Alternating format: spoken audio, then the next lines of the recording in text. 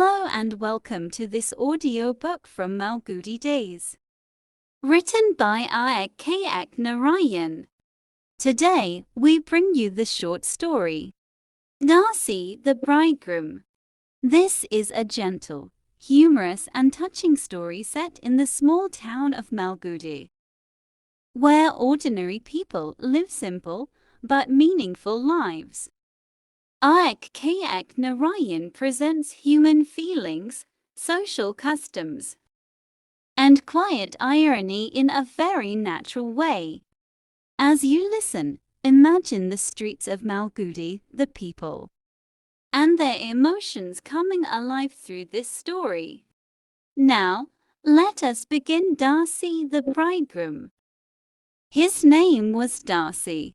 In all the extension there was none like him, an uncouth fellow with a narrow tapering head, bulging eyes, and fat neck. Below the neck he had an immense body, all muscle. God had not endowed him with very fluent speech. He gurgled and lisped like an infant. His age was a mystery. It might be anything between 20 and 50. He lived in a house in the last street. It was a matter of perpetual speculation how he was related to the master of the house. Some persons said he was a younger brother, and some said he had been a foundling brought up by the gentleman. Whatever it was not a matter which could be cleared by Passy himself, for, as I have already said, he could not even say how old he was. If you asked, he said 100 one day and 5 on the next. In return for the food and protection he received, he served the family in his own way. He drew water from the well from dawn till midday, chopped wood, and dug the garden. Dasi went out in the afternoon.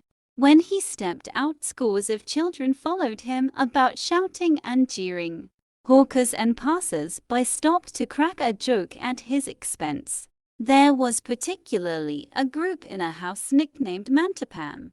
In the front porch of the house were gathered all day a good company of old men persons, who had done useful work in their time but who now found absolutely nothing to do at any part of the day. They were ever on the lookout for some excitement or gossip. To them Dasi was a source of great joy. The moment Dasi was sighted they would shout, "Hey, fellow, have you fixed up a bride?" This question never failed to draw Dasi in, for he thought very deeply and earnestly of his marriage. When he came and squatted in their midst on the floor they would say, "The marriage season is closing. You must hurry up, my dear fellow." "Yes, yes," Dasi would reply. "I am going to the priest. He has promised to settle it today." "Today?" "Yes, tonight I am going to be married." They said so. "Who?" "My uncle." "Who is your uncle?" "My elder brother is my uncle.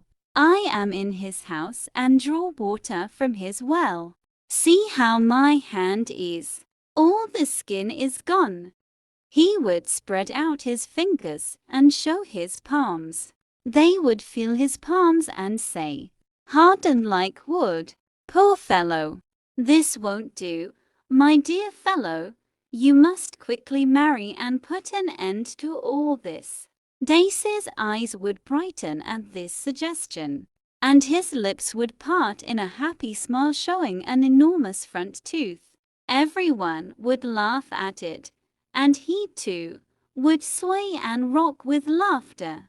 And then the question, "Where's your bride?" "She is there. In Madras." "In Madras. What is she like?" "She has eyes like this," said Dasi, and drew a large circle in the air with his finger. "What is the color of her skin?"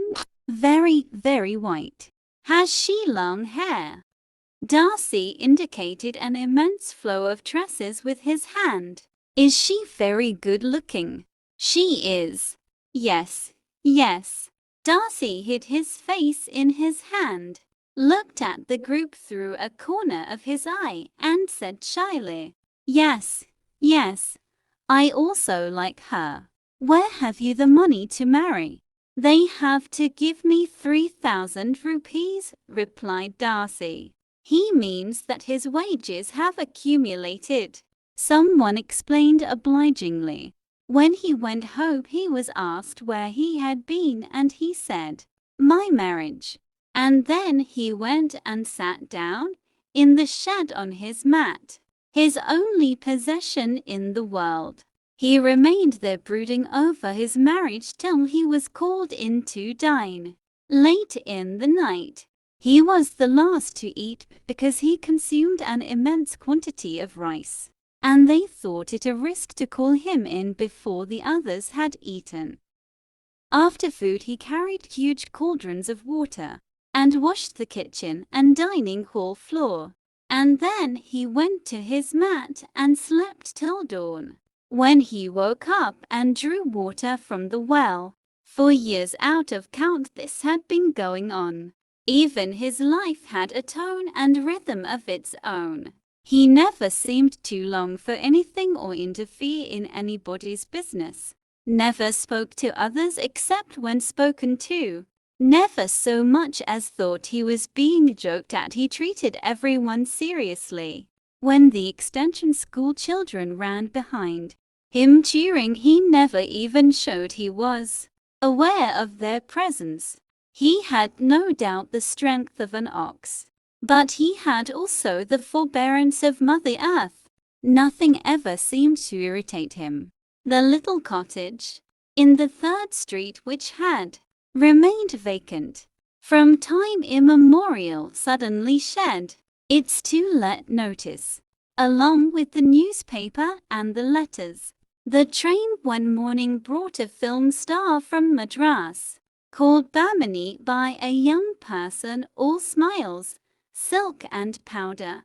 She took up her abode in the little cottage. Very soon the extension folk knew all about her. She was going to stay in Malgudi a considerable time, training herself under a famous musician of the town. She had her old mother staying with her. The extension folk had also a complete knowledge of her movements. She left home early in the morning, returned at midday, slept till 3 o'clock, went out on a walk along the trunk road at 5 o'clock, and so on. At the Mandapam, they told Darcy one day, "Darcy, your wife has arrived." "Where?" asked Darcy. He became agitated and swallowed and struggled to express all the anxiety and happiness he felt. The company assumed a very serious expression and said, "Do you know the house in the next street, the little house?" "Yes, yes. She is there." "Have you not seen her?" Darcy hid his face in his hands and went away. He went to the next street. It was about 1 o'clock in the afternoon. The film star was not to be seen. Darcy stood on the road looking at the house for some time. He returned to the Mandapam. They greeted him vociferously. "How do you like her?" Darcy replied, "My eyes did not see her. The door would not open. Try to look in through the window. You will see her." "I will see through the window," said Darcy, and started out again. "No, no. Stop. It is no good. Listen to me. Will you do as I say?" "Yes, yes. You see, she goes out every day at 5 o'clock. You will see her if you go to Trushy Road and wait." Dace's head was bowed in shyness. They goaded him on, and he went along to the trunk road and waited. He sat under a tree on the roadside. It was not even 2 o'clock, and he had to wait till nearly 6. The sun beat down fully on his face. He sat leaning against a tree trunk and brooded. A few cars passed raising dust, bullock carts with jingling bells, and villagers were moving about the highway. But Darcy saw nothing and noticed nothing. He sat looking down the road, and after all she came along. Daisy's throat went dry at the sight of her. His temples throbbed and sweat stood out on his brow. He had never seen anything like her in all his life. The vision of beauty and youth dazzled him. He was confused and bewildered. He sprang onto his feet and ran home at full speed. He lay down on his mat in the shed. He was so much absorbed in his thoughts that he wouldn't get up when they called him in to dinner.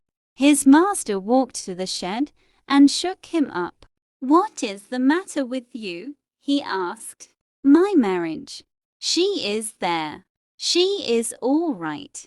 Well, go and eat and do your work, you fool," said his master. Next afternoon Darcy was again at the trunk road. This became his daily habit. Every day his courage increased. At last came a day when he could stare at her. His face relaxed, and his lips parted in a smile when she passed him. But that young lady had other thoughts to occupy her mind and did not notice him. He waited till she returned that way and tried to smile at her again, though it was nearly dark and she was looking away. He followed her, his face lit up with joy. She opened the gate of her cottage and walked in. He hesitated a moment and followed her in. He stood under the electric lamp in the hall. The mother came out of the kitchen and asked Darcy, "Who are you?" Darcy looked at her and smiled at that. The old lady was frightened. She cried, "Bama, who is this man in the hall?" Bamini Bai came out of her room. "Who are you?" she asked. Darcy melted at the sight of her. Even the little expression he was capable of left him. He blinked and gulped and looked suffocated. His eyes blazed forth love. His lips struggled to smile. With great difficulty he said, "Wife, wife, you are the wife. What are you saying?" "You are my wife," he repeated, and moved nearer. She recoiled with horror and struck him in the face. And then she and her mother set up such a cry that all the neighbors and passers-by rushed in. Somebody brought in a police sub-inspector. Darcy was marched off to the police station. The members of the Mantapam used their influence and had him released late in the night. He went home and lay on his mat. His body had received numerous blows from all sorts of people in the evening, but he hardly felt or remembered any of them. But his soul revolted against the memory of the slap he had received in the face. When they called him in to eat, he refused to get up. His master went to him and commanded, "Go and eat, Darcy. You are bringing me disgrace, you fool. Don't go out of the house hereafter." Darcy refused to get up. He rolled himself in the mat and said, "Go, I don't eat." He turned and faced the wall. On the following day Darcy had the misfortune to step out of his house just when the children of the elementary school were streaming out at midday interval. They had heard all about the incident of the previous evening. They now surrounded him and cried, "Hey, bridegroom!" He turned and looked at them. There were tears in his eyes. He made a gesture of despair and appealed to them. "Go, go, don't trouble me." "Oh, the bridegroom is still crying. His wife beat him yesterday," said a boy. On hearing this, Darcy let out a roar, lifted the boy by his collar and hurled him into the crowd. He swung his arms about and knocked down people who tried to get near him.